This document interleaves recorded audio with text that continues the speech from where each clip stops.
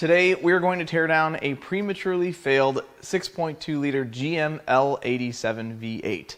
Yes, this is the engine in the global spotlight at the moment because so many of these engines have failed that many people complained and the government got involved. And now there are open recalls, which ultimately lead to many of the L87 powered GM full-size trucks and SUVs getting replaced with brand new engines. So the reason I said some is that not all L87 powered vehicles get a new engine. Not all of them are covered under this campaign, and much to your chagrin and mine as well, unfortunately, this is not one that is covered.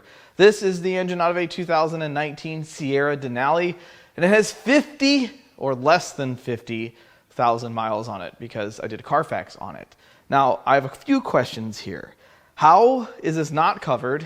Obviously, these engines fail. I get lots of requests for L86's and L87's. I can't afford to buy them at the auction. The margins are razor thin.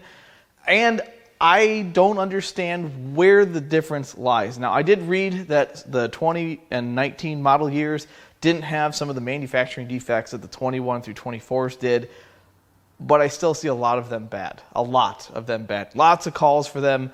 The other question I have is, with such low miles, why do I own this? Why do I have this? Should this be covered under warranty? So I can answer that question. I bought it. The very same website where many salvage yards list their inventory also is the place where you can sometimes find bad engines. So it takes a lot of work to do that. Most of the yards, when they sell a good engine, they charge a core charge, whether it's $100 or $500 or $1,000. The customer is then refunded when their old engine was returned. And oftentimes these salvage yards send them to a core gatherer. There are core businesses out there that then sell them to a rebuilder. They gather a certain quantity of these parts up, and then the rebuilder buys them because they don't like buying them one at a time.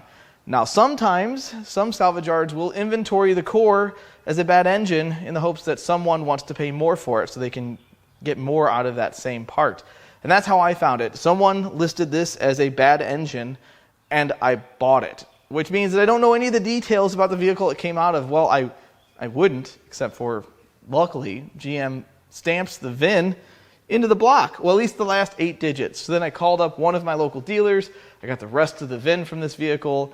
And then I did a Carfax, which is why I still don't understand how I own this engine. This should have been covered under warranty. I think they had a 5 years, 60,000 miles, and this engine has been in the salvage yard's inventory for a couple years.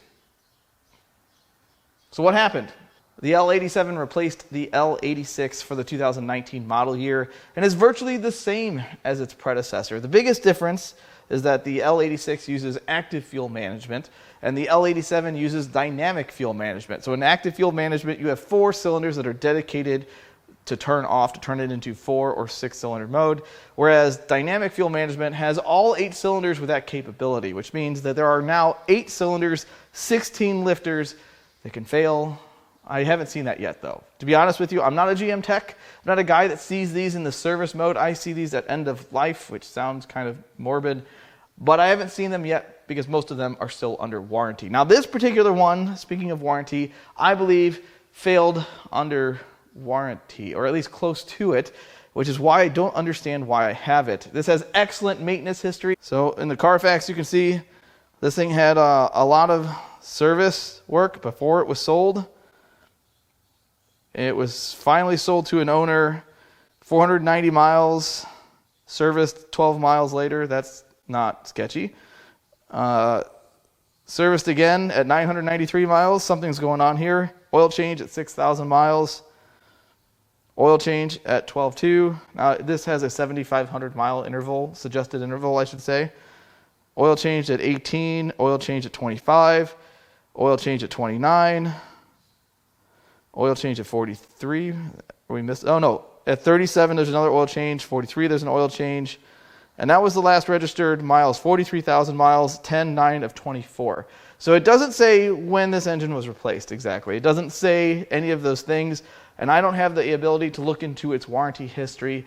But I'll show you guys the last 8 of the VIN, and those of you that work with GM can look into it. And the best comment I will pin to the top of this video so that everyone knows all the gruesome details, if there are. So this is how the engine looked when I got it. And there's some things that stand out, like the sealant does not look like a factory amount of sealant was applied here. So perhaps the front cover has been off. The same can also be said for the oil pan flange. There's lots of sealant here. And one kind of red flag I noticed is that the rearmost bolts that hold the oil pan to the block are backed off, which means that this pan could have been off. I'm not sure. Now this did have a flex plate on it, which I unbolted. I also unbolted this rear main seal plate so that I don't have to do that with it on the stand. And then here is where GM stamps the last 8 of the VIN. There you guys can clearly see what it says. I'll read it to you. It says KZ168059. There, do your work, internet. The other thing I noticed is that someone put an L83 intake. This was likely done by the yard that I bought this from to protect stuff from going down the intake ports. They just had an L83 intake, which are virtually worthless. So it's more of a cap than something that was installed. Now, this didn't have any saw marks on the flex plate, so I have no reason to suspect that someone had to do some crazy stuff to get the engine or to get the torque converter off the flex plate. So let's see if it turns over. And it did move. That's all she wrote going that way. Let's go the other way. It doesn't feel great. That's it. That's all we got. Go from 9 to 12. That's a bad joke. Is it? No, wait, 6 to 12. We're not going to talk about that. It does rotate enough, which gives me enough confidence that I think I should be able to get this apart. I know my way around these things. It shouldn't be too bad. Okay, let's start with pulling the intake.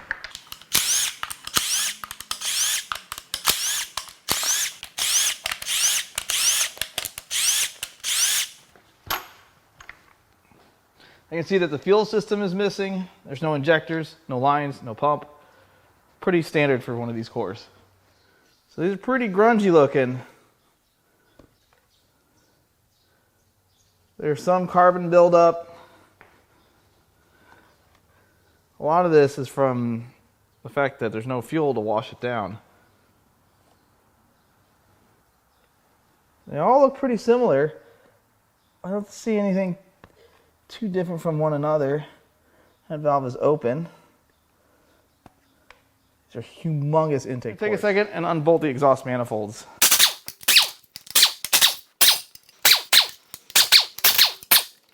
Now we're going to pull the coil cover off, and then we'll get the valve cover unbolted.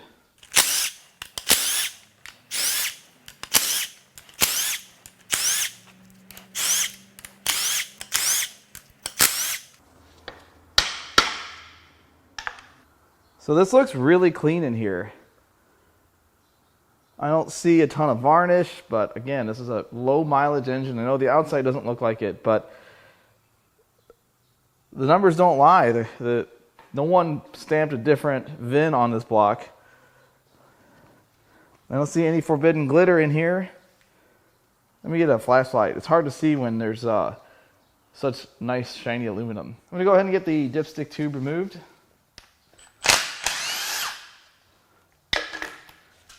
Much easier than its predecessors. Next, we're going to crack the rocker arms loose.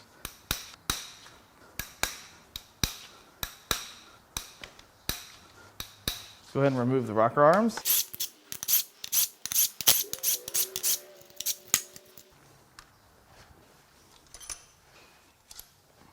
And now we'll pull the push rods, or push the pull rods.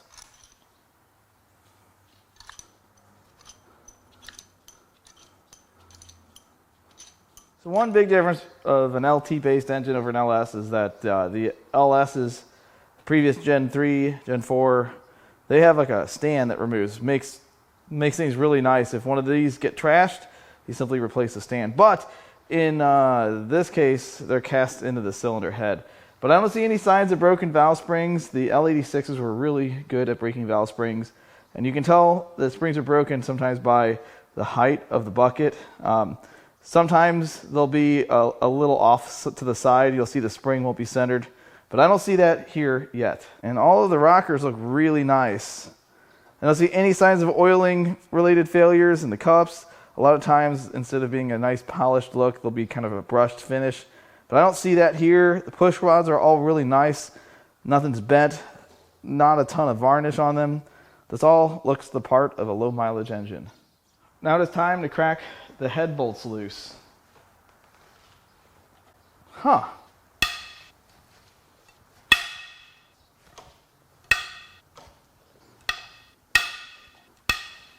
Now we can zip the bolts out.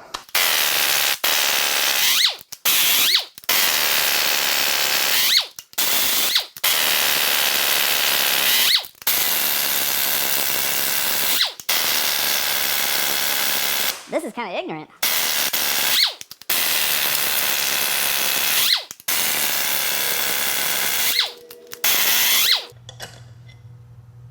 Threads aren't all torn up. It's just these very coarse threads. There's some sealant on this one. All right, let's lift head number 1. Well, unfortunately, it looks like this thing has been outside. There's a little bit of rust. It's not terrible. It's not tons of deep pitting like I've seen on engines that have sat for a long time. And there's some debris in here. Cross hatching still looks nice. This piston has a couple cleaned areas.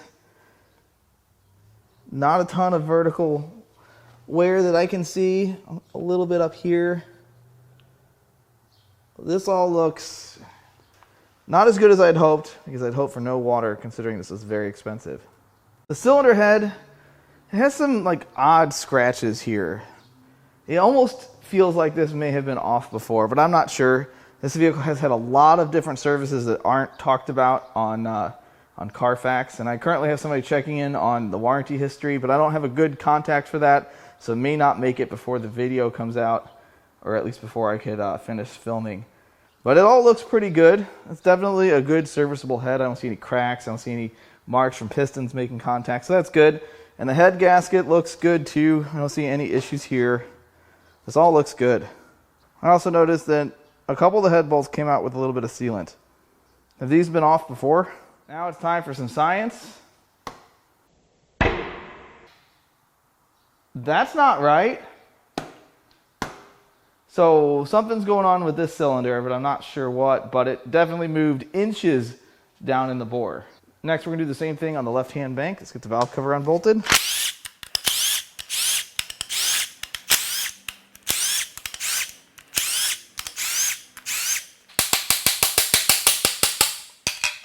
Well, that hasn't been off in a while. And it looks significantly dirtier. Holy cow. This side is nowhere near as good looking. This is a lot more varnished. There's some large sections of oil deposits. And that could completely be due to how the crankcase ventilation system works on these engines. We've definitely seen a disparity before between two banks of a V-style engine. And that can often be because of how the crankcase ventilation is routed. Some interesting looking stuff down there. It looks a little sparkly. I see some sparkles. A little forbidden glitter. It's starting to come together. Next I'm going to unbolt this harness and then we'll get the rocker arms unbolted. Now the rocker arms.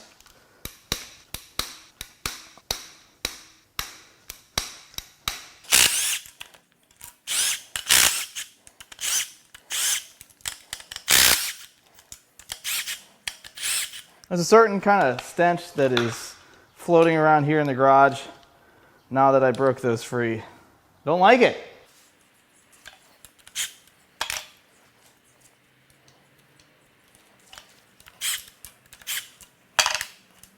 Next we're going to pull the push rods.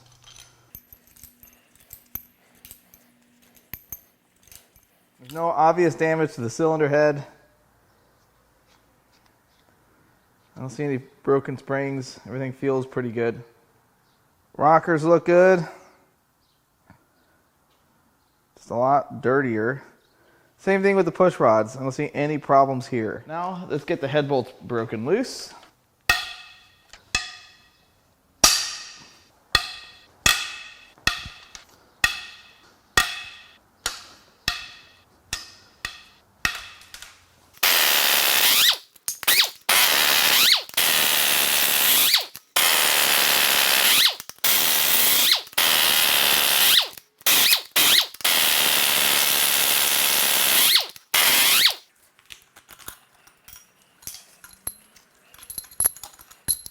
Let's pull the head.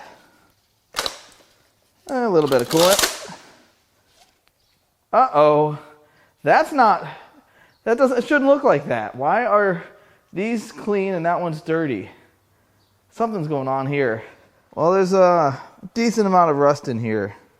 It's not terrible. It's not like a water set in here for a really long time, but what's really odd to me is that these first 3 cylinders, the pistons are significantly cleaner than the final cylinder. Now, I don't see any chunks of metal. I don't see any like damage per se, but it's really fishy to me that the front 3 pistons look different. I'm going to go ahead and wipe all the stuff out of the bores and we'll see what it looks like. But first, let's look at the cylinder head. All right, from the front to the back, these 3 look pretty consistent and this one is different.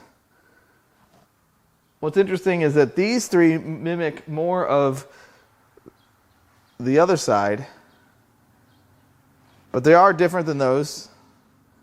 And the final one, that is the odd one out. So what's going on here? Is this fuel wash? Is it a little bit of coolant? So the head gasket, this tells a little bit of a story. So this looks good here, but this looks like it was breached right here and here. That's kind of interesting. And if you look at the cylinder head, there's not really a lot of signs here that coolant was getting in here. I mean, maybe something had to clean this up. Let's compare these 2 head gaskets. All right, so one looks a lot newer than the other, which would back up my idea that this head has been off. The head bolts didn't have the same pop. There's a lot of reasons why I felt like that head's been off, but this does not look, this looks good to me, and this looks bad to me. So what happened here? Did this thing overheat? That is not a problem I expected to contend with. All right, so I did a little bit of cleaning, wiped some stuff out. There's still a bunch of dirt down there. I'm going to blow all that out before we turn this thing over. Actually, I'll probably just turn it over. Not the engine, not the rotating assembly. When I flip it upside down is what I'm referring to. It does look like it sat in a position and maybe something sat on top. I don't know. I don't see any major damage. A little bit of thrust wear, but really not bad. All right, time for the second round of science.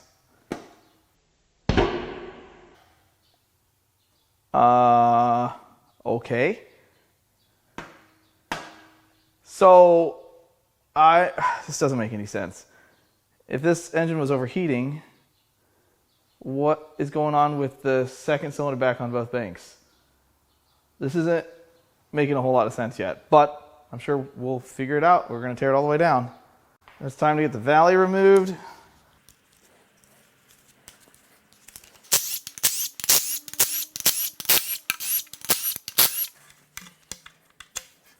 All right, here is the inside of the valley, and I will say this is the varnish level in here more mimics the left head than the right head. And here are the individual solenoids controlling their lifters. We're going to just go ahead and buzz this all out at one time.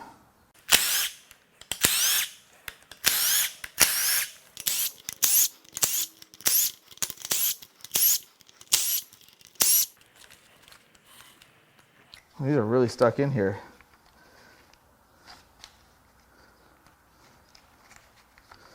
Oh, if I just rotate them, it breaks the seal. Or it just did on that one.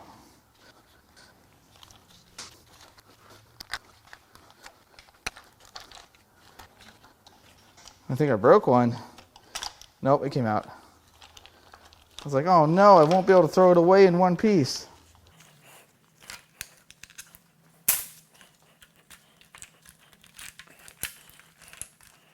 And we're out. So here's what this all looks like. Very reminiscent of the Chrysler MDS system. Just one on every cylinder. All right, now we're going to get the high pressure fuel pump driver. There's the roller. So you can see the roller looks nice. Not a ton of damage. It's decent.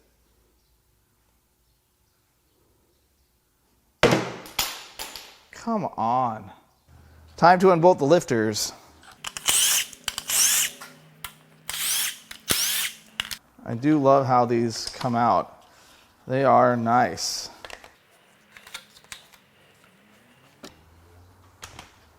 Oops, sorry guys.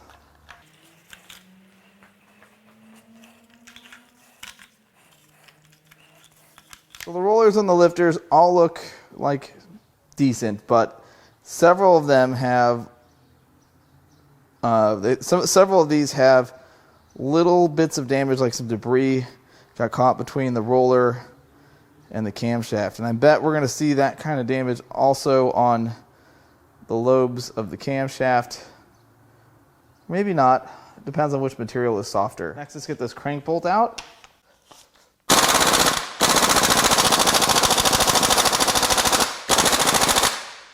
Let's get the big one. I don't have my weighted sockets here. I need to go to work and get them.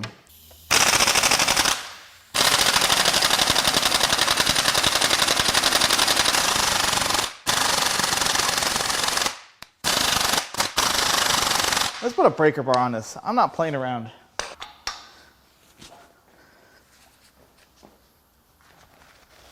Yeah.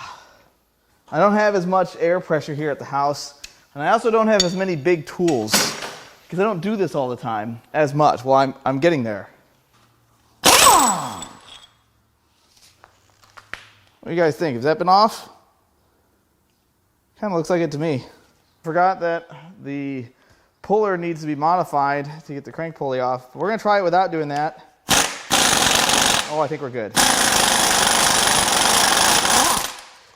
I think we got lucky. Now we're going to unbolt the front cover, and I do remember that the last L84 I did, which is the 5.3 liter version of this engine, and the L83s, the L86's, you're supposed to pull the pan first and unhook the thing from the solenoid or control valve from the oil pump. We're not going to do that. We're going to do it the wrong way again. I really don't want to turn this engine upside down. Really don't want to pull the pan in situ. So we're going to pull the front cover first and deal with it.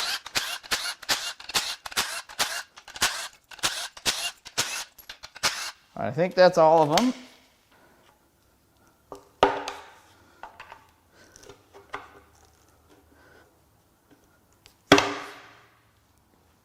Did I miss a bolt? Is there something over here?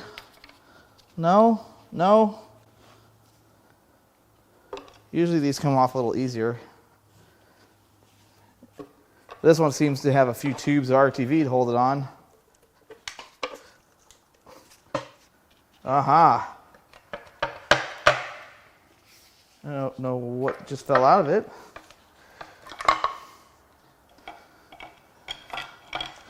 And there's the timing cover.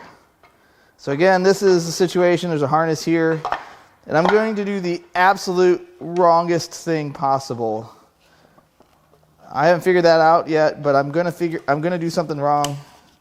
I think I'm just going to fix it. Now, I know what you're saying. Oh my God, you ruined it. Well, this isn't something that I sell. Now, I've never been asked for one of these, and all the LT engines I've torn down, these always end up in the bin, so sorry guys, I broke something.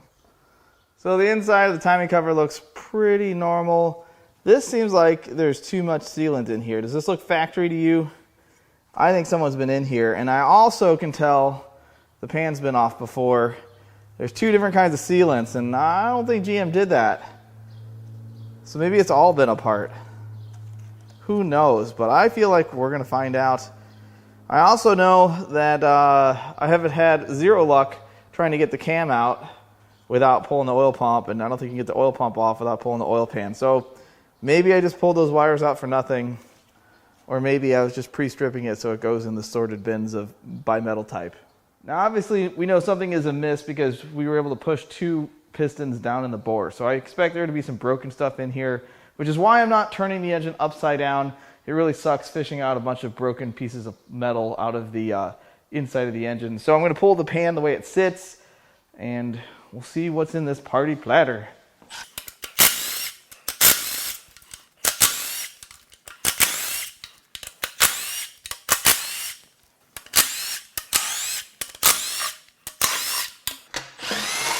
Oh, pan's starting to fall already.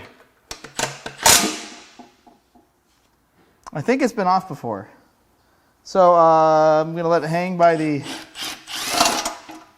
2 long bolts at the back, and we'll get those zipped out.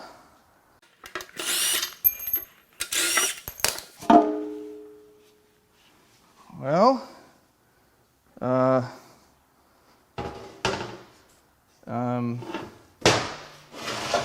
that's not what's happened here.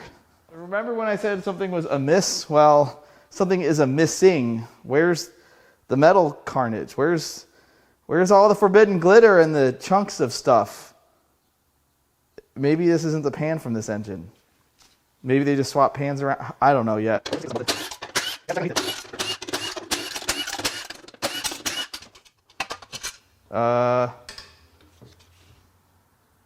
There's oil. Not much else. All right, now we're going to pull the oil pump. We'll get it apart.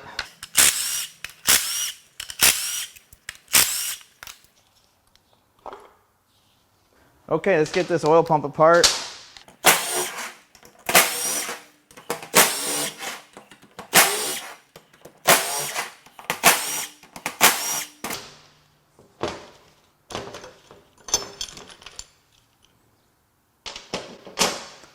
Wow, it's spotless. I mean, it looks perfect in here. I'm gonna make a mess of parts here.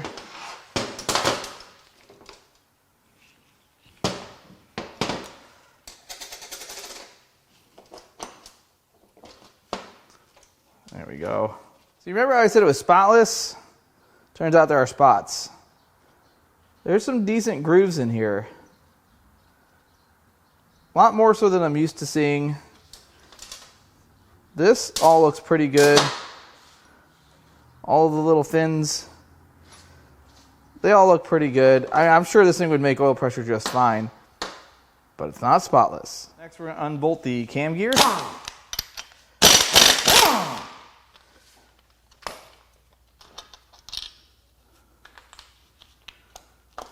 And it comes off with the chain. Now we'll unbolt the cam plate. Haha, that's going to be a way to get that loose.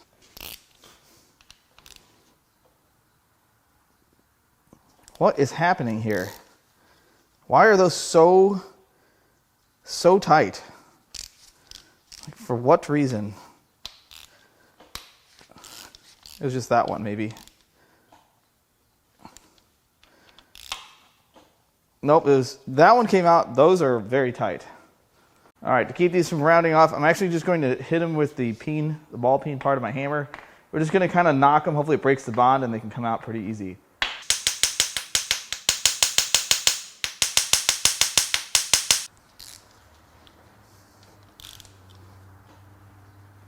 Now I'm going to break my socket. I actually twisted it. That's the second socket I've twisted on this so far. Well, we're going to use the center punch. Spin them backwards if we can.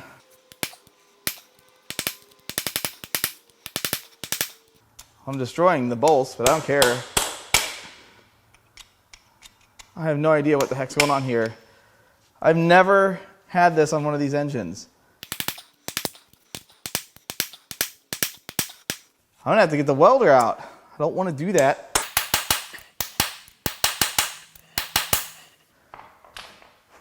Why?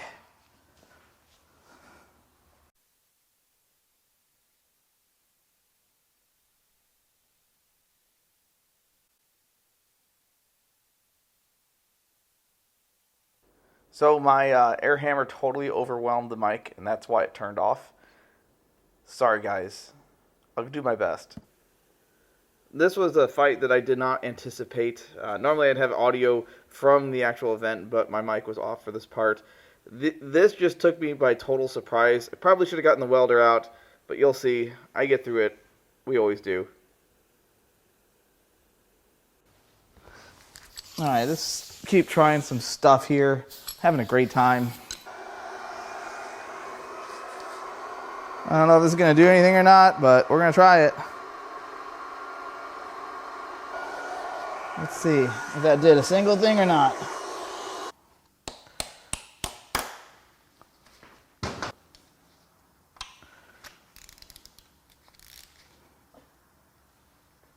Nope. It's laughing at me. You know, I did not expect this much trouble with this engine. I really didn't.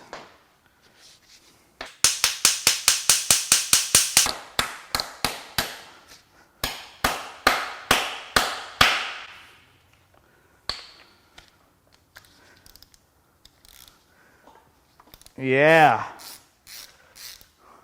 Okay, so we're down to 1.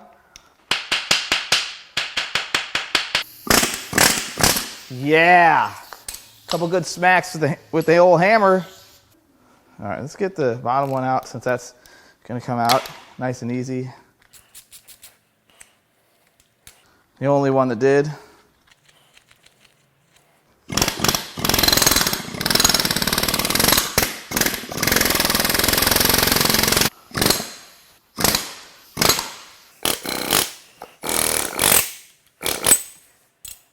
I can't move it by hand yet.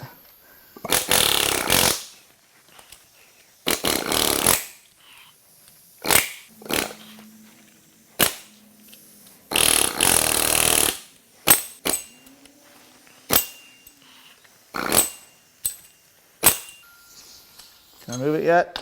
I'm going to get a pair of pliers on it and see. Yeah.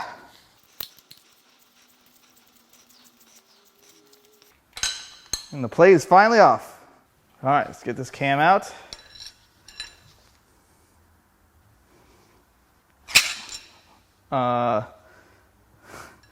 That's not good.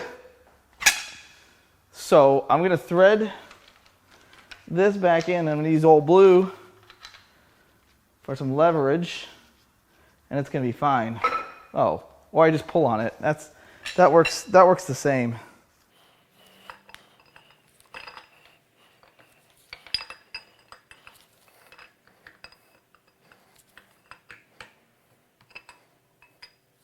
All right, well, the cam looks pretty good. It actually looks like it's been replaced before. This is just my observation. The varnish does not match the rest of this engine. It looks nice and clean. There definitely are some grooves where the cam bearing rides, and this one has a bunch of scratches on it. I don't really know why, but a couple of the lobes are also damaged. And I looked for a date code on this thing, and I really could not see anything. That's not a date code. I looked. This is the one that has some damage there. It's not great. It's not terrible. I would expect better for such a low mileage engine. The cam bearing, it looks strange to me. There's definitely some wear, some grooves in it. Hard to see what the rest of this looks like. I don't see any carnage in there. It all looks pretty solid. I do want to take a peek underneath this thing, figure out what the heck's going on here. Oh. Well, that's not exciting. It's leaking on my floor, but my floor is fine. It appears someone has thieved 2 of the rod caps. But why? So I've definitely seen stuff like this before. When these engines are locked up, whoever's in charge of replacing the engine has to do whatever it takes to get all the flex plate bolts or the torque converter bolts out of the flex plate. And if the engine's locked up, on a lot of cars, specifically these, you can't just get on all the bolts easily. So sometimes the fastest way is to unbolt the oil pan and unbolt what is hanging it up. And in this case, it looks like we had some major bearing damage on cylinders, the second 2 cylinders back. This one's pinned in there because of the location of the crankshaft. So what I'm going to do is I'm going to push these up in their bore. And I'm going to turn this over and we'll get a better look. See how this works here. Well, it doesn't want to go that way. Will it go the other way? Let's put a socket on the crank and find out. All right. So this does not turn over well at all. Like, it is unhappy. But I bet that this was the offending journal that kept it from turning over. All right, now I can push these. Well, they're already at the top of the bore. At this point, what I'm going to do is I'm going to rotate the crank so I can start unbolting the rods and pistons. I might actually just push the 2 offending ones out and make things a little bit easier.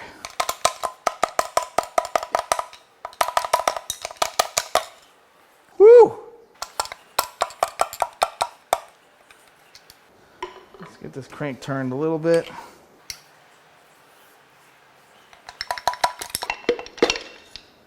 Wow, these rods are cooked. All right, so I'm going to show you, it's hard to show this in the video, but I'm going to try to show you what this feels like turning over. And this could be some of the rust in the cylinders, but I don't buy it because it's not getting easier. There's tight spots. I mean, maybe it's getting easier. Maybe that's just the rust. It's still too tight. This is still too tight. There's only 6 rods in here. This should be like easy as ever. So I'm going to rotate this to where I can get the first 2 rods and pistons out. And we're just going to knock all the rods and pistons out.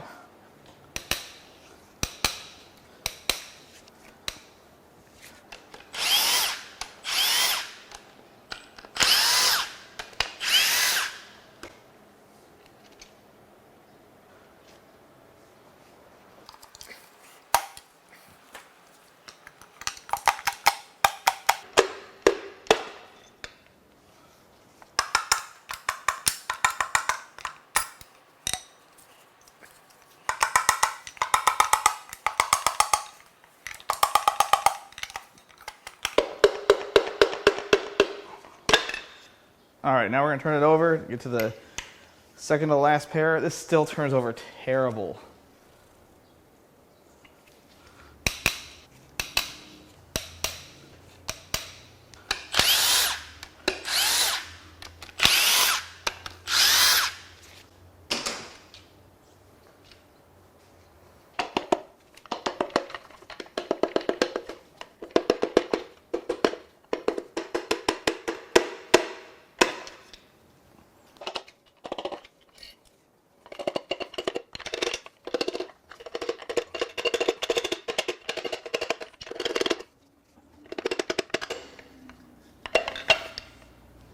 All right, let's see how it turns over now. There's only 2 rods and pistons left. It should be really easy. Yeah, it's pretty easy. That definitely made it a lot easier. There was one of those that must have been pretty rusty. All right, final 2 rods and pistons.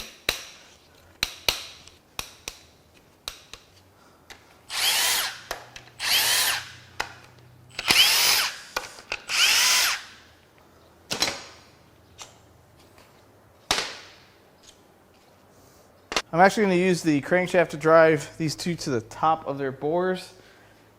Make my life a lot easier.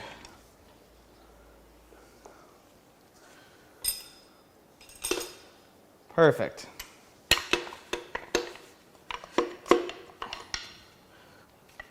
I still can't move the crank by hand. It's still not right. On other engines, with all the rotating assembly out of the way, these things easily move. This is just a little not right.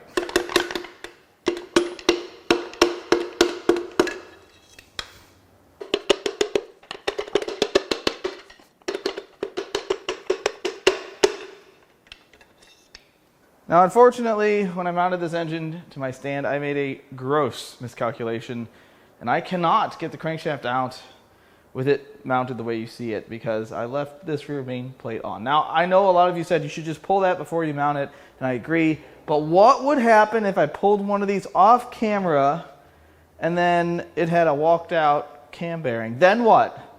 Which that's not the case here, but that could happen, which is why I didn't do that. So what I'm going to do is I'm going to unbolt these 2 bolts, and I'm going to loosen the other 2. It's fine. If you don't look at it, nothing's going to happen. We should be able to pull this back far enough to slide that crank out. See, it didn't even flinch.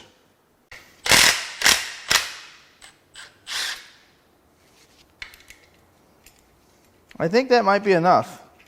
I don't know that I need to unbolt the other 2. I think we'll be okay. Let's pop this out of the way.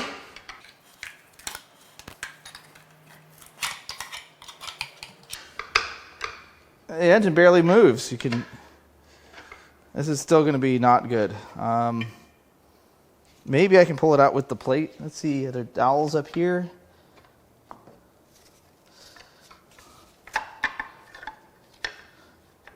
I think it'll come out with the plate. I think we're in okay shape. Let's see if the little guy will get these bolts out. Oh yeah.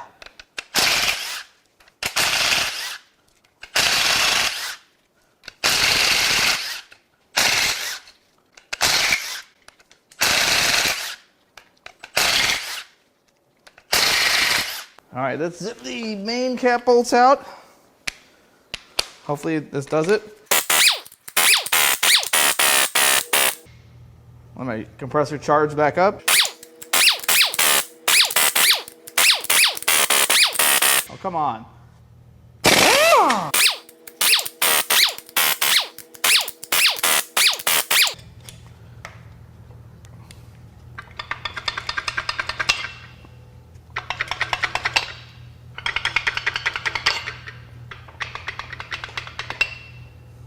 All right, I think this will work. I do think this is going to work. And by think, I mean I hope that this works. I don't think it's going to work. This bolt right here is the problem. I'm going to carefully loosen one of the other bolts on the engine stand, very carefully. And we're going to see if we can get a little bit more space. That's the word. Yeah, that should do it. It's not dangerous if you don't look at it. Yeah, my life is full of regrets at the moment.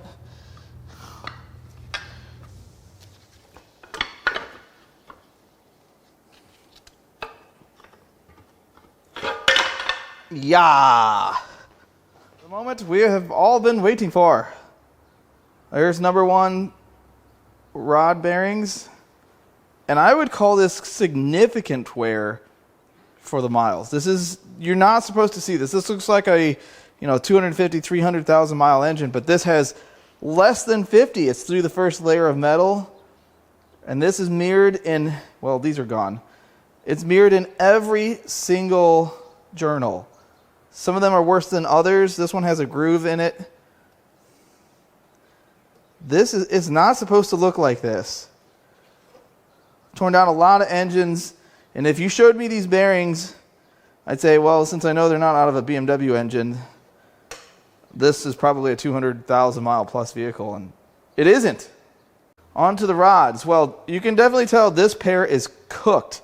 These got hot. To turn that color, there's a ton of friction, a ton of heat. And that likely, what probably happened is it locked the engine up, and the tech or mechanic, whatever you want to call them, whoever replaced the engine in this, likely had to get in, pull the pan, unbolt the rod caps. It would have been nice if you gave them back. That would be cool, but we don't have them. I don't even have the bearing shells, unfortunately. But you can't cover everything up. You're not hiding that. And you can see it returns to normal for the rest of the connecting rods. Pistons definitely have some grooves. Some of this could be from some stuff sitting in the cylinder and turning the engine over. What I can't really understand is why it looked like it had a breached head gasket. That's a pretty deep groove in that one. Same with that. These definitely don't look right for the miles. But why are some of these clean? Was it chewing on some coolant? Was there two problems with this engine? I wish I could answer that. But the rings all look good. They're not all full of junk. Even on the dirty ones, they're nice and clean. It all looks decent. The main bearings, now this is the front of the engine, that's the back. They all have some damage, particularly this shell right here. So these are out of the caps, and these are out of the block. That's not good. This rear one has some damage as well. It's all the way through the coating. And the thrust bearings even look pretty worn. I think there's too much wear on these. This doesn't look right to me. but I did not try to move the crank back and forth with it mounted in the block. Ah, the crankshaft. Well, I'm just going to show you. It was clear that it spun some bearings. The bearings fused to this. Tons of copper here. Now this may clean up a little bit, but I am completely uninterested in trying to save this crank.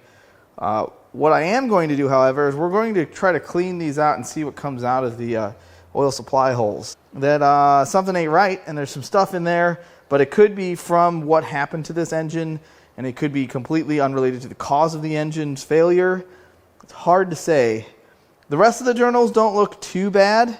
This one is close proximity to the damaged journals, so there's a little bit of damage on the main. We saw that when we pulled it apart. Okay, we're going to see if we can blow some junk out of the oil circuit. I have my doubts that this is going to come up with anything, but that doesn't mean I'm not going to do it.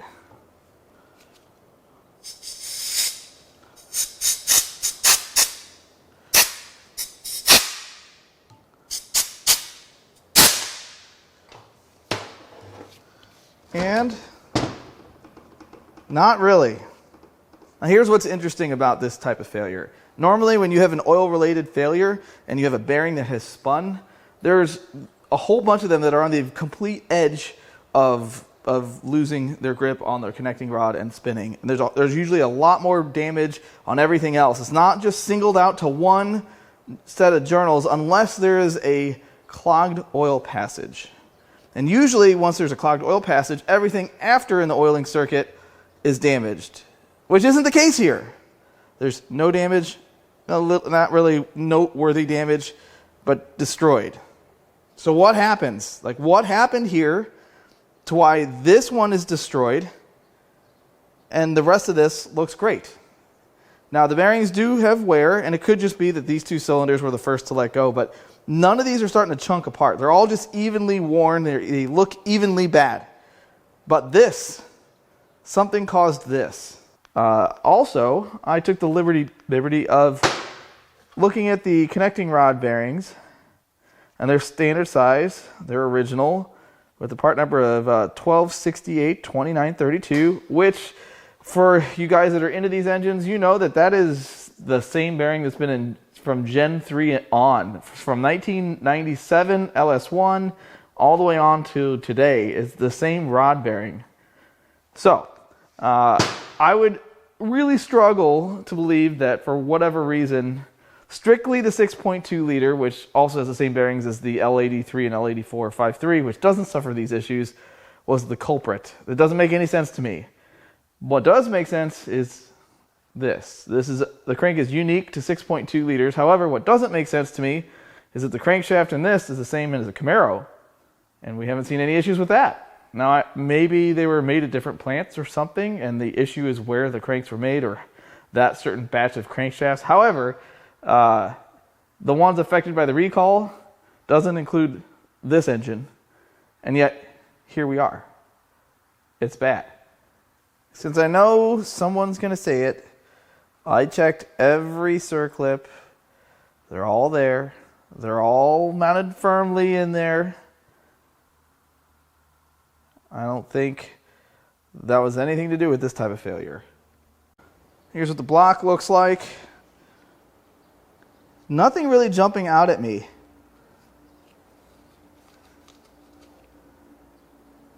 Let's take a look at the rear cam bearing. It looks pretty decent. It's a little worn. It's hard to see the ones in the center. Let's flip the engine over and take a look. I'd say these are the best damn set of rod bearings I ever laid my eyes on. That one's got some nicks and stuff in it. That could have been from pulling the cam out. Could also be from, it's got to be from pulling the cam out. That's it. So the bores actually look pretty good. Some vertical scratches. That's the deepest one there. But it's not terrible. There's some rust pitting. It's just more staining than anything else. I think this would clean up with a light hone, which is really good because these blocks are very expensive. And I never get the chance to get them without holes in them. Sometimes I don't even get a chance to get those. Here's the other bank.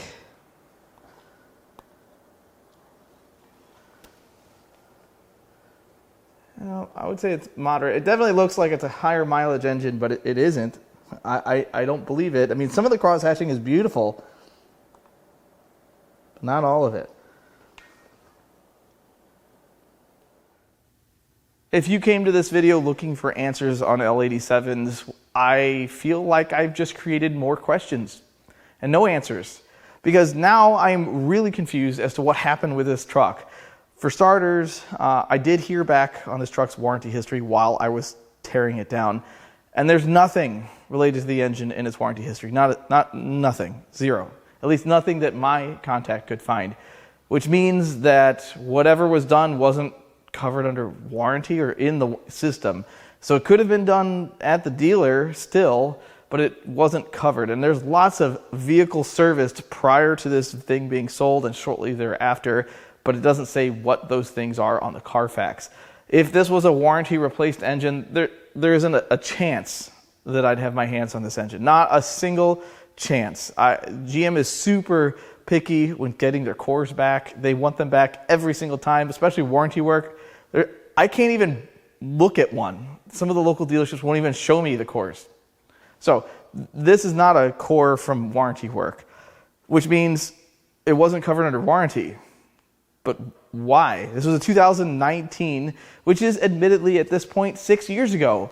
However, there are tags on this engine that show it's from 2023. I don't know if I believe the tag, but the salvage yard that I bought this engine from said it's been on the shelf for a while. Well, we're only in the beginning part of May, so what's a while? Is it more than 5 months? I mean, when did the warranty end? Did something happen to this vehicle where it was no longer covered under warranty? Well, I did a search and looked up its auction history, and it's never been to the salvage pool, ever. It still has a clean title, still a one-owner truck, probably still driving around today. So it's a head scratcher. I feel like someone stamped this block with a different last 8 of a VIN, but that's not what happened here. And then why was none of the work on this engine reported under warranty? Was it covered at the dealership level? All of those things don't make sense. Just like, did it have a blown head gasket on the other bank? Did someone have a head off of it? It sure looked like it to me. And why did it have a blown head gasket? What happened there?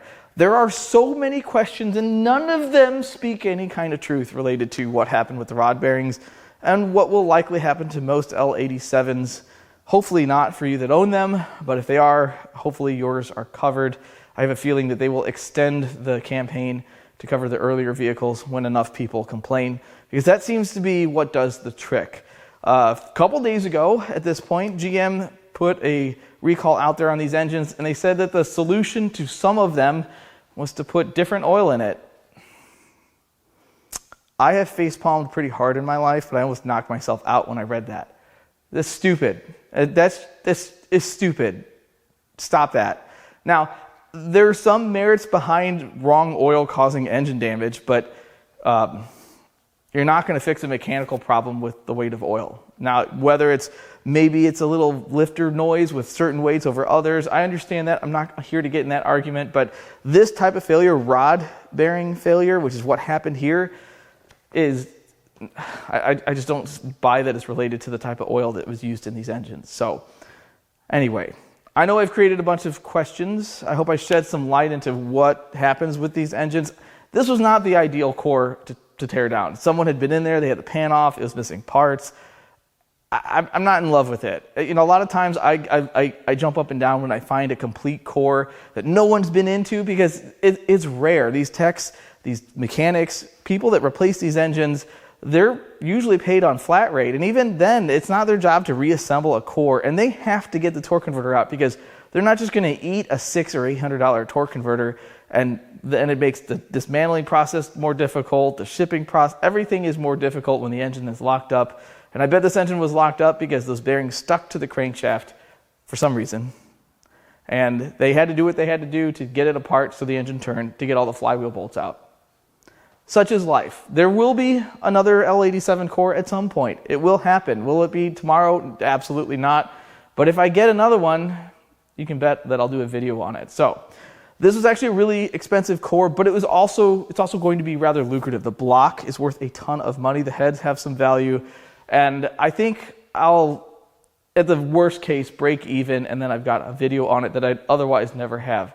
Speaking of this video, I really hope you enjoyed this video. If you'd like to buy any parts out of this engine or anything else I've torn down, I'm going to leave our email in the video description. You can also go to importapart.com. I've been adding our parts cards every single week. I've been buying lots of cool stuff. I say that every week, but I feel like I've been turning the knob up every single day. I'm trying to anyway.